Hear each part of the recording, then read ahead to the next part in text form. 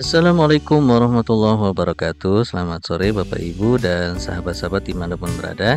Mudah-mudahan semuanya dalam keadaan sehat walafiat.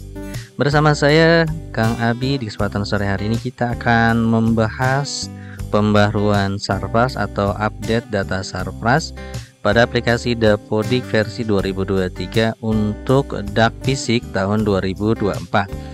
Yang sudah ditentukan batas akhirnya adalah tanggal 31 Maret 2023.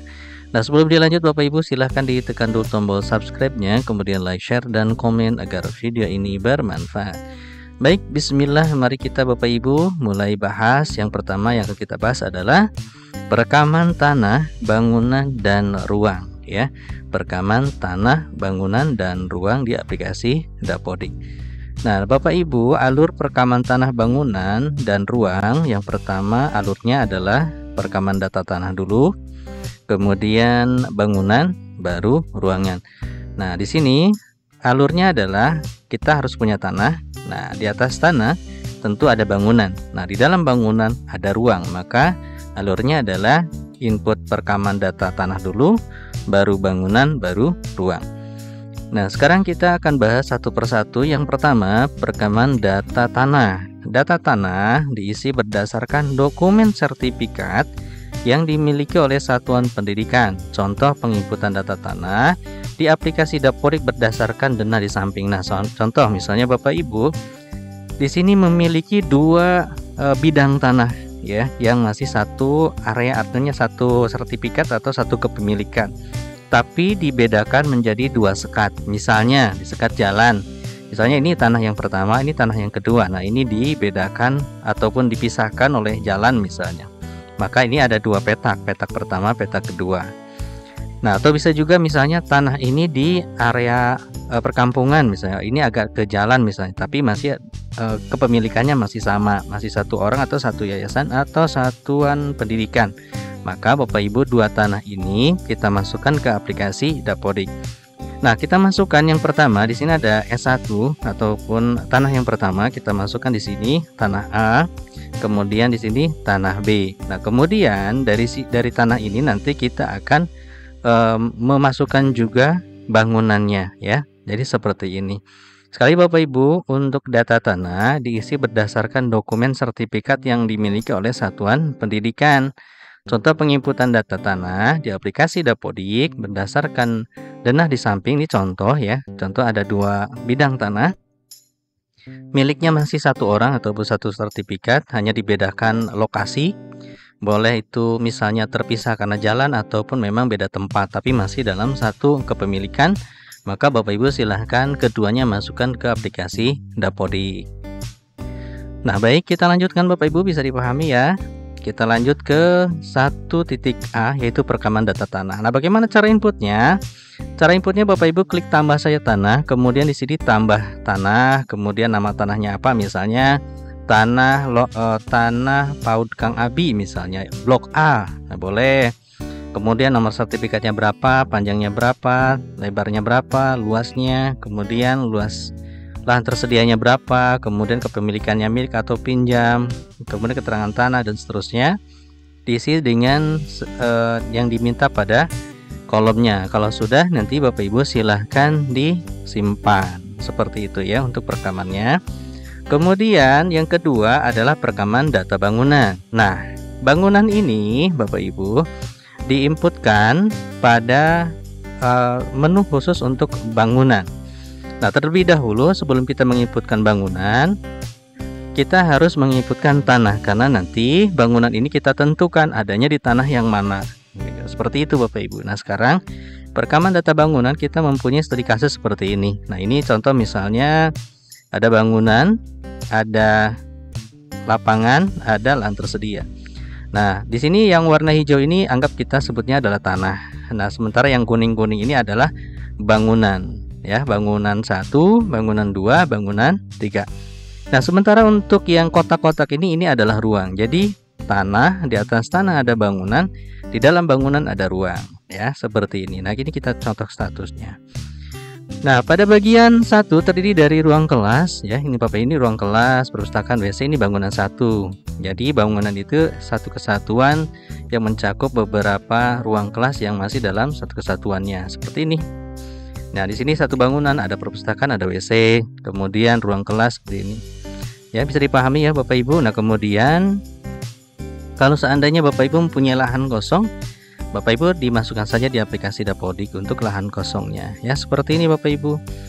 Nah, kemudian untuk perekaman kamar mandi WC di ruang atau di ruang kamar mandinya ya.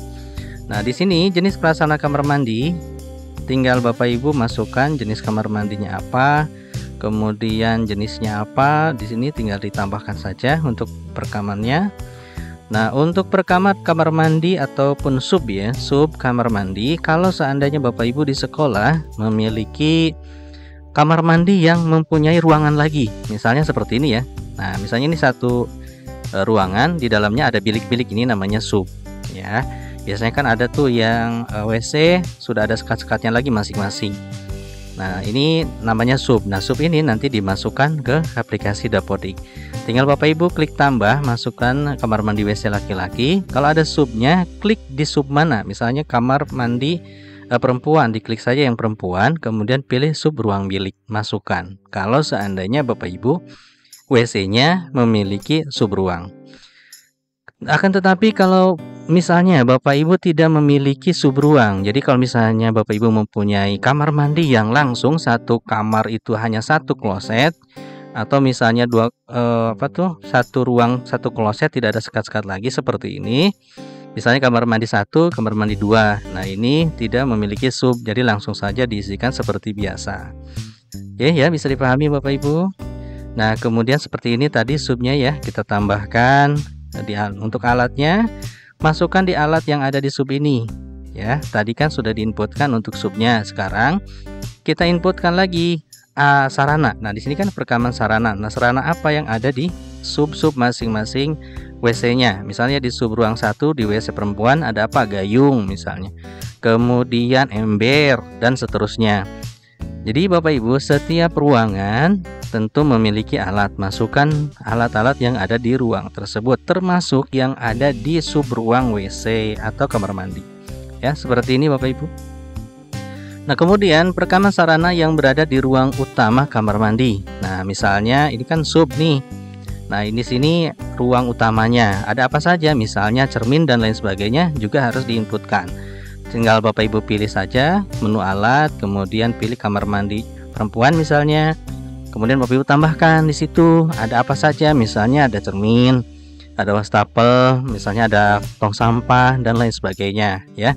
Bukan yang ada di bilik, karena yang di bilik nanti dimasukkannya ke bilik, ke sub menu ya, atau sub ruang WC. Oke ya, bisa dipahami Bapak Ibu. Nah, sekarang kita lanjut ke perekaman tingkat kerusakan bangunan. Wow, ini lumayan ya untuk kerusakan bangunan Bapak Ibu seperti ini. Nah, untuk kerusakan bangunan, inputnya di sp.datadik.kemdikbud.go.id. Setelah diinputkan Bapak Ibu, nanti silahkan dilakukan penilaian ya. Satuan pendidikan mengisi tingkat kerusakan mengacu kepada hasil isian formulir tingkat kerusakan. Jadi Bapak Ibu nanti untuk kerusakannya harus dinilai dulu, baru nanti diinputkan ke aplikasi Dapodik. Nah, sekarang pengisian tingkat kerusakan pada ruang Dapodik Bapak Ibu diambil di kerusakannya, tinggal Bapak Ibu pilih saja ruangannya, kemudian kondisi kerusakannya. Nanti di sini ada persenan ya. Ada rusak ringan 1 sampai dengan 30%. Tinggal Bapak Ibu hitung saja kira-kira berapa tingkat kerusakan yang ada di sekolah masing-masing. Nah, untuk perekaman bobot dan kondisi kerusakan bangunan Bapak Ibu digunakan aplikasi di sp.datadik.kemdikbud.go.id. Jadi untuk bobot nilai kerusakannya ada di SP Datadik atau diinputkan di SP Datadik. Silahkan Bapak Ibu login ke SP Datadik, kemudian Bapak Ibu pilih data pokok, kemudian pilih Sarpas ya, kemudian pilih bangunan. Nanti akan muncul seperti ini. Nah, bangunan yang diinputkan di aplikasi Dapodik. Nah, kemudian Bapak Ibu tinggal pilih kondisi ya, pilih kondisi bangunan yang akan kita inputkan. Misalnya gedung A, kita klik saja kondisinya, kita masukkan kerusakannya berapa persen.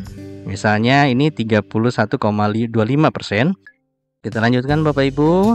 Nah, setelah diisikan tingkat kerusakannya berapa persen, silahkan Bapak Ibu pilih berkas penilaian, kemudian diupload ya, kemudian baru disimpan kondisi. Nah, untuk rusak ringan 1 sampai dengan 30%, rusak sedang 31 sampai 45%, rusak berat itu 46 sampai 100%. Penginputan kondisi kerusakan bangunan tetap mengacu pada formulir perhitungan yang diterbitkan oleh Kementerian PUPR. Kondisi kerusakan akan otomatis menyesuaikan dengan isi bobot kerusakan per persen yang diinputkan. Nah, di sini Bapak Ibu cara uploadnya, nanti setelah kondisi ini diinput, tinggal Bapak Ibu pilih saja menu di sini untuk yang diupload. Apa sih yang diupload? Yang diupload adalah formulir penilaian PUPR. Ya, Bapak Ibu, nanti silahkan saya download di link deskripsi. Diklik yang sudah ditandatangani oleh dinas dan juga PUPR-nya, atau misalnya yang berkaitan dengan penilaian ya. Nah, diklik, kemudian kalau sudah pilih upload berkas, hasilnya seperti ini nanti. Oke ya, bisa Bapak Ibu. Nah, selanjutnya di sini Bapak Ibu untuk tampilannya, nanti setelah diinputkan di SP-Datadik maka akan muncul di Dapodiknya seperti ini. Untuk tingkat kerusakannya, bobotnya akan muncul di aplikasi Dapodik. Nah, demikianlah Bapak Ibu yang bisa saya share, mudah-mudahan bermanfaat. Mohon maaf kalau ada salah kata. Kalau ada pertanyaan langsung saya di link deskripsi ya, atau di kolom komentar. Nah, kalau misalnya ada waktu, insya Allah nanti saya jawab. Kalaupun belum ada waktu, saya mohon dimaafkan ya, dimaklum Bapak Ibu. Terakhir saya ucapkan terima kasih, mohon maaf kalau ada salah kata. Assalamualaikum warahmatullahi wabarakatuh.